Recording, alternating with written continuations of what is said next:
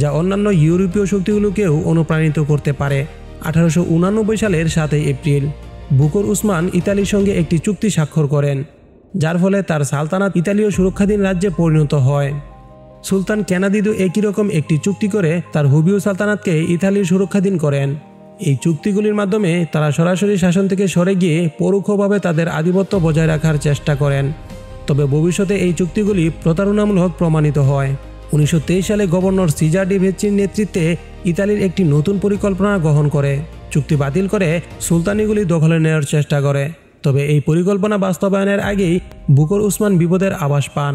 তিনি চুক্তি বজায় রাখার অনুরোধ জানান, কিন্তু ইতালির ফ্যাসিস্ট সরকার তা প্রত্যাখ্যান করে। 1925 সালের ইতালি সেনারা আলুলা ও হাফুনে নামার সময় মাজিদিন সৈন্যরা প্রবল প্রতিরোধ গড়ে তোলে। বার্গালে টানা 22 ঘণ্টাব্যাপী ভয়াবহ বোমাবর্ষণ শুরু হয়। এরপর সুলতান উসমানের পুত্র হেরিস বুকর প্রতিরোধের নেতৃত্ব গ্রহণ করেন।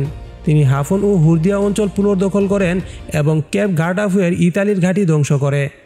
প্রতিশোধ হিসেবে ইতালি ইরিত্রিয়া থেকে অতিরিক্ত সেনা পাঠায়। দীর্ঘ 3 বছর ধরে চলা সংঘর্ষে প্রায় 550 জন ইতালির সৈন্য এবং 450 জন আসকারি সৈন্য নিহত হন। শেষ পর্যন্ত 1927 সালে বোমাবর্ষণ ও মহামারীর কবলে পড়ে মাজিদিন বাহিনী পিছু হটতে বাধ্য হয়। মাজিদিন সালতানাত ছিল আধুনিক রাষ্ট্র কাঠামোযুক্ত।